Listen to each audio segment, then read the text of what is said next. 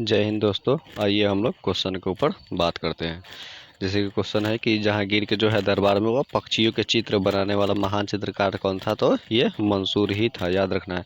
मंसूर को इसने उपाधि दे रखा था, नादिर उल उसका उपाधि दे रखा था, जबकि नादिर उस जमा के उपाधि जो था ना वो अबुल हसन को इसने दे रखा था। जहांगीर के काल को चित्रकला का स्वर्ण काल कहा जाता है। उसी तरह से अकबर के जो काल को कहा जाता है वो हिंदी का स्वर्ण काल कहा जाता है, जबकि गुप्त काल को क्या कहा जाता है, संस्कृत का स्वर्ण काल के नाम से जाना जाता है। शाहजहां के काल को स्थापत्य कला को स्वर्ण काल कहा जाता है। अब बात करते हैं जहांगीर के बारे में। तो ये जहांगीर 1605 ईस्वी से लेकर 1627 ईस्वी तक यह गद्दी पे बैठता है। जैसे अकबर की मृत्यु होती है 1605 में, उसी समय यह गद्दी पे बैठता है, ठीक है। और हालांकि जहांगीर ने एक न्याय का जंजीर मतलब बना के रखा था उसने। वो सोना का बना हुआ था, जो भी किसी के साथ अन्याय होता था 24 घंटा में कभी भी उसको खटखटाता था तो जहांगीर आता था इसने मतलब, और उसके साथ में न्याय करता था। एक चीज़ खास बात था, जहांगीर जो था सबसे बड़ा एक पियाक था। एक दिन बहुत सारा मतलब नशा में ही डूबा रहता था, शराब का, ठीक है, मादक पदार्थों का।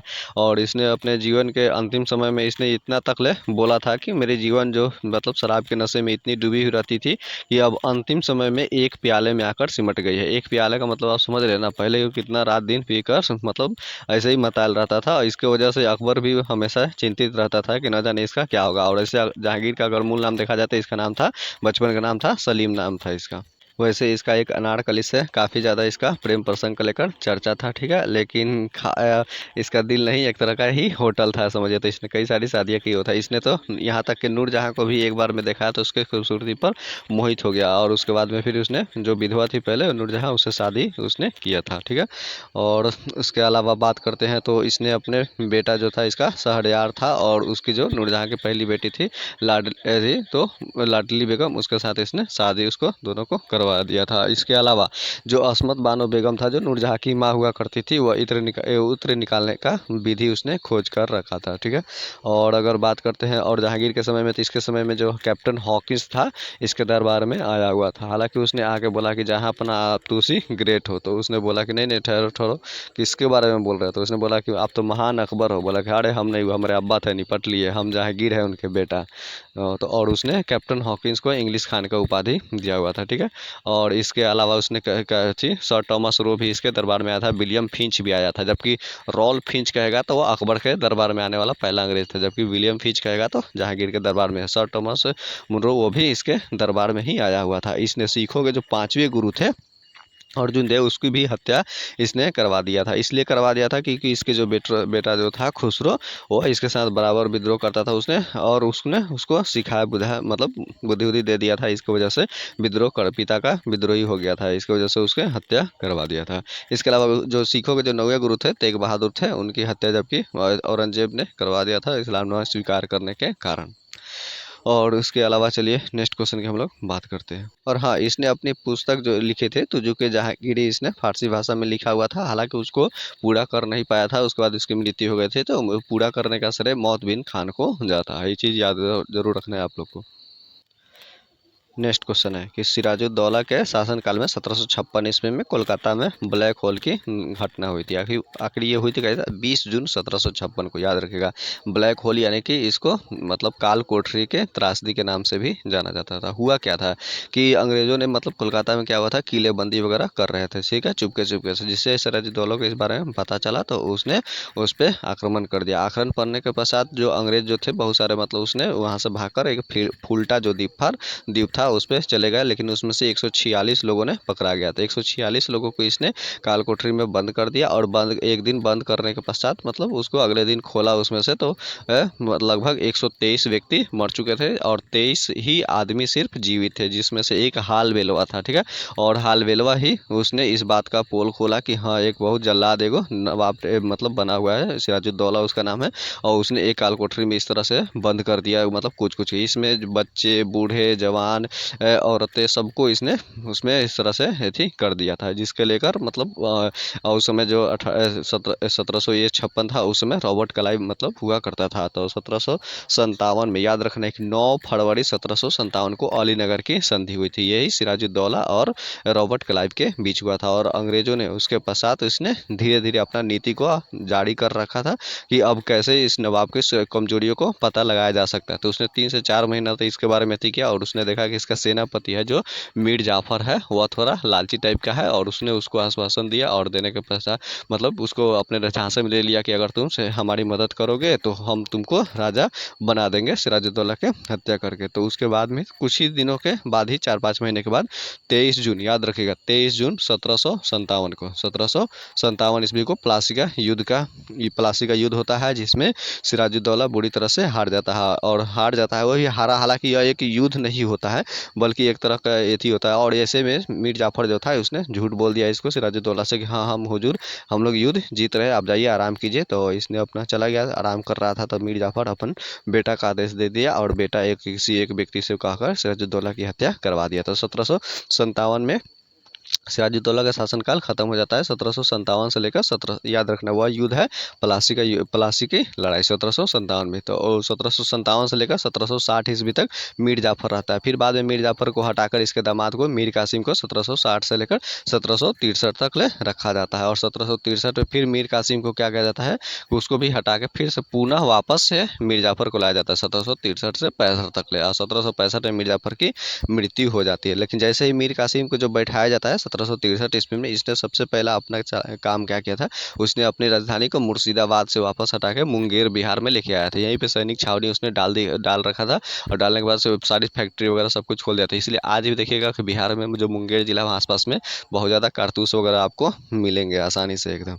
और उसी को 1764 ईस्वी में बक्सर का युद्ध हुआ था। हालांकि हम लोग नेक्स्ट क्वेश्चन में भी आएगा बक्सर का युद्ध, हम लोग वहाँ पे भी इस बक्सर की चर्चा अच्छा से करेंगे। फिलहाल याद रखिएगा कि जो पहले बंगाल की राजधानी हुआ करती थी वह ढाका हुआ करती थी। और जैसे ही मुर्शिद कुली खान जब गद्दी पे बैठा था, स्वतंत्र कराया था इसको मुगलों से, तो उसने अपनी राजधानी ढाका से मुर्शिदाबाद लेकर चलाया था। और मुर्शिदाबाद के बाद यही मीर कासिम था, उसने मुर्शिदाबाद से वापस मुंगेर ले आने का कार्य किया हुआ था। जबकि अलीवर्दी खां जो बंगाल का शासक था वह काफ़ी इतना डेवलप कर दिया था बंगाल को कि बंगाल धरती का स्वर्ग कहा जाने लगा था।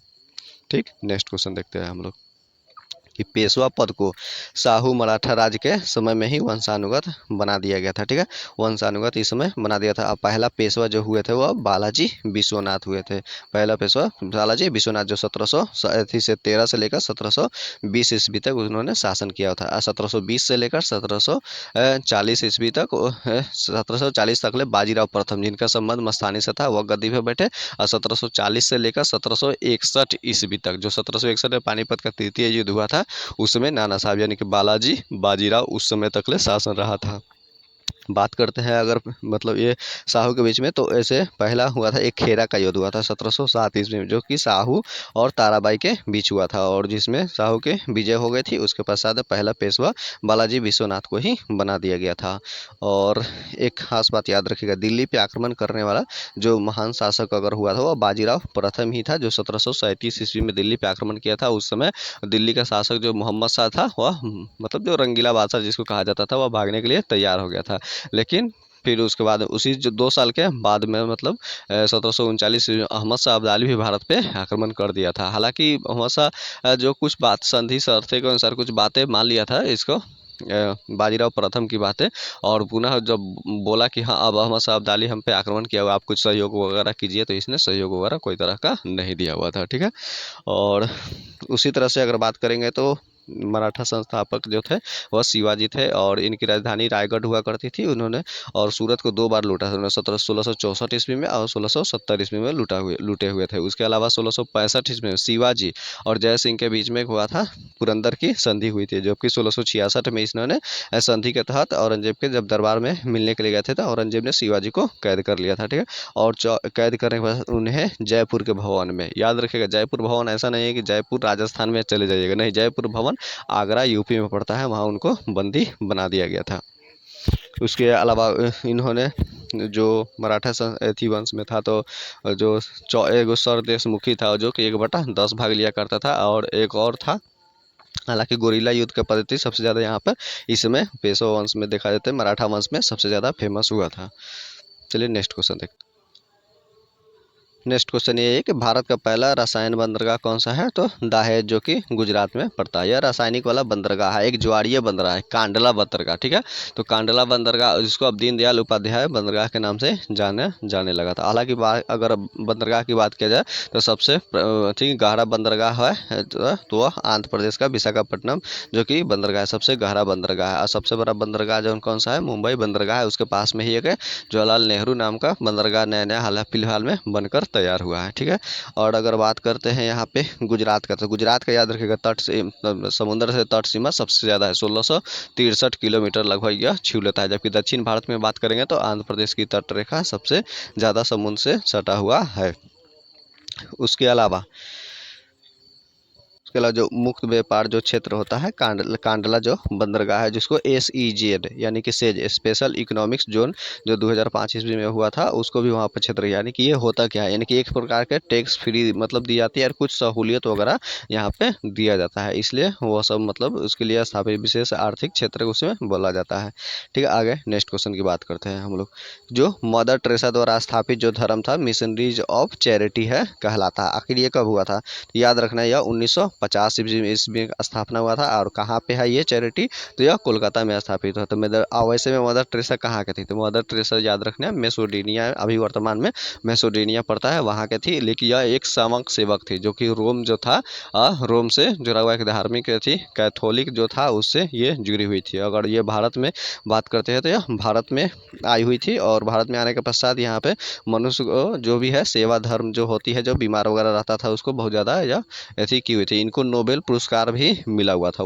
इनको ऐसी नोबेल पुरस्कार 1979 ईस्वी में मिला था, जबकि 1980 ईस्वी में इनको भारत रत्न दिया गया था मदर टेरेसा को। ठीक, चलिए नेक्स्ट क्वेश्चन हम लोग देखते हैं। तो वाजपेयी ताल किसने बनाया था? तो वीरेंद्र कुमार वर्मा ने बनाया हुआ था वाजपेयी ताल, याद रखना है। ठीक है, वैसे वह वाजपेयी ताल है कहाँ? तो यह वाजपेयी ताल है मतलब, और वही अटल बिहारी वाजपेयी का ही मेथी पे बना हुआ है स्मारक, वो मध्य प्रदेश के इंदौर में बना हुआ है, वीरेंद्र कुमार वर्मा ने बनाए हुए हैं। और जबकि ताल से कुछ याद आ रहा होगा आपको कि कुछ झील वगैरह है, जैसे अनंत ताल, मानस ताल, ये सब भी ताल वगैरह जो भी आता है वह सब उत्तराखंड में देखने को मिलता है। और लगभग सूरज कुंड ताल हो गया, और सूरज कुंड और चांद ताल झील, ये सब झीलें जो देखने को मिलती है यहाँ पे हिमाचल प्रदेश में है। जबकि राकस ताल झील, जो ये भी राकस ताल उत्तराखंड में ही पड़ता है। जबकि एक यूपी में भी है, रामगढ़ ताल, याद रखना, यूपी में रामगढ़ ताल है। और भोज ताल पूछा जाएगा तो वह भोज ताल यहाँ पे मध्य प्रदेश में। जबकि नाग नागिन जो भी झील वगैरह है ट्रिक का, लगभग वह सब जम्मू कश्मीर में देखने को मिलता है। तो चलिए नेक्स्ट क्वेश्चन देखते हैं हम लोग कि बंगाल के नवाब जो थे वही मीर कासिम 18वीं शताब्दी में अपनी राजधानी को मुंगेर में स्थानांतरित किए हुए थे। देखिए यही क्वेश्चन हम आपको बोले थे कि आएगा, फिर से आपको दोबारा हम बताएंगे मीर कासिम के बारे में। तो ये, और इसने जैसे ही इसने 1760 ईस्वी में गद्दी पे बैठा, जैसे इसके ससुर जो थे मीर जाफर था, उनको रॉबर्ट क्लाइव ने हटाया गद्दी से। हटाने के बाद इनको मीर कासिम को गद्दी पे बैठाया गया 1760 ईस्वी में। तो 1763 ईस्वी में पुनः इनको जैसे ही गद्दी पर से हटा दिया गया। हालांकि इन्होंने पहले ही राजधानी मुर्शिदाबाद से यहाँ पे मुंगेर लेके स्थानांतरित कर दिया। उसके अलावा जो था इन्होंने फैक्ट्री, अपना सैनिक छावनी डाल दिए, बंदूक वगैरह फैक्ट्री धनाधुन बनने लगा था। ठीक है, और उसके बाद क्या हो गया था कि इन लोगों ने जो एक है चुंगी एगो कर हुआ करता था, एक टैक्स हुआ करता था, इसने टैक्स फ्री कर दिया था।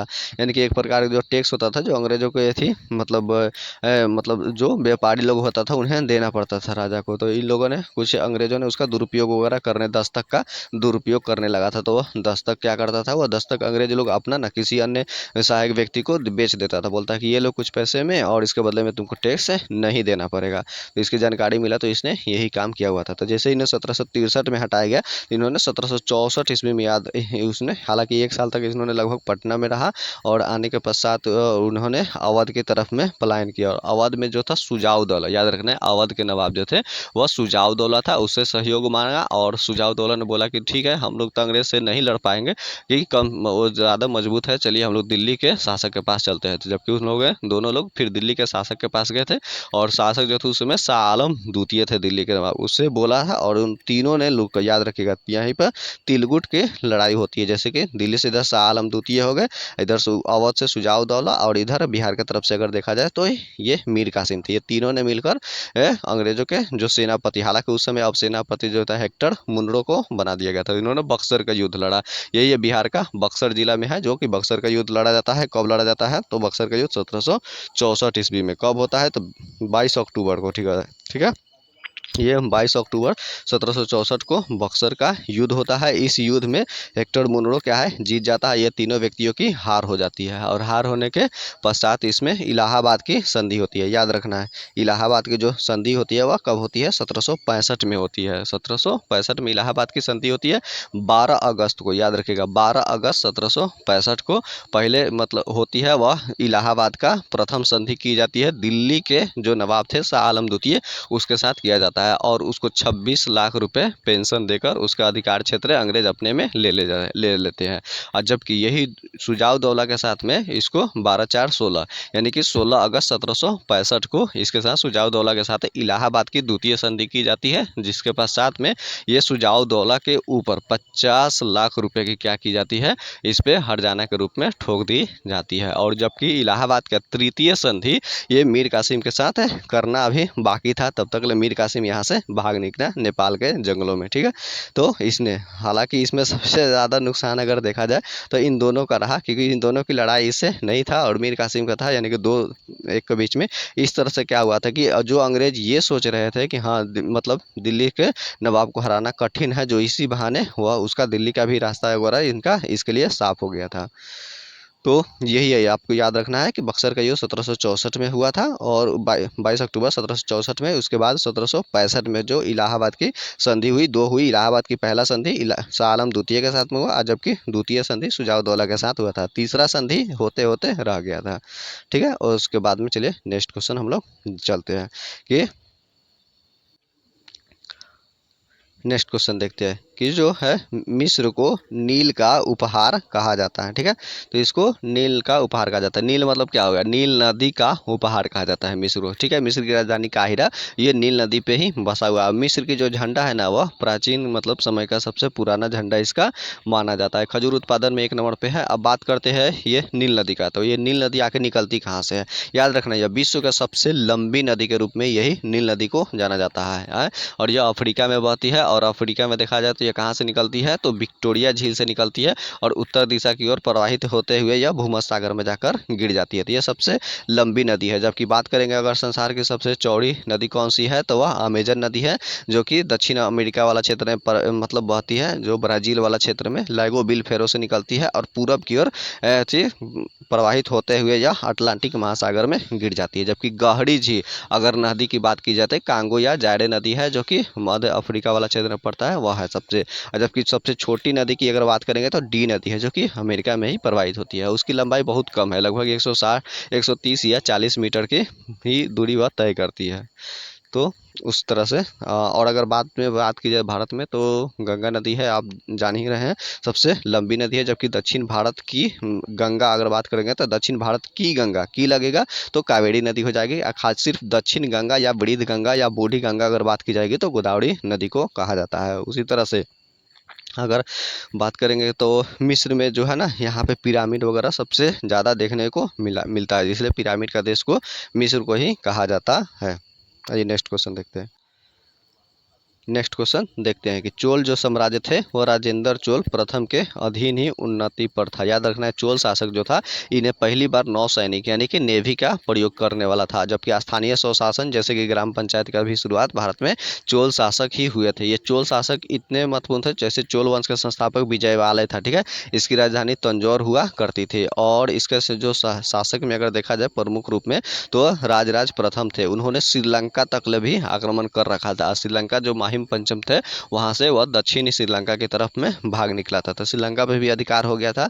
और उसके अलावा जो इसके जो महान शासक हुए, तो ये जो थे यही राजेंद्र प्रथम था, जिन्होंने राजेंद्र चोल कहा जाता है इनको। तो इन्होंने इंडोनेशिया, श्रीलंका के साथ साथ क्या हुआ, इंडोनेशिया तक के भी अधिकार कर रखा था। और इधर पश्चिम बंगाल में जो पाल वंश के शासक महिपाल था उसको भी हराया, और महिपाल को हराने के पश्चात यह गंगई कोंड का उपाधि धारण किए थे। और वहीं से एक गंगा नदी में एक लोटा पानी लेकर लेकर आए और अपनी राजधानी मतलब थी उनमें क्षेत्र में उन्होंने एक तालाब में उस पानी को डाला और कहा गया कि ये चोल गंगम है, यानी कि चोलों की यह गंगा है। याद रखना है कि चोलों की यह गंगा है। और जबकि राजराज प्रथम ने राजराजेश्वर मंदिर का निर्माण करवाया हुआ था। और सबसे महान शासक अगर बात किया जाएगा तो चोल में यही था चोल था। इसने चोल थी मामुंडी चोल का उपाधि धारण किया हुआ था। ठीक है, चोल से लगभग इतना अभी इंपॉर्टेंट है। फिर जैसा होगा वीडियो में आगे हम आपको बताएंगे। आइए नेक्स्ट क्वेश्चन देखते हैं।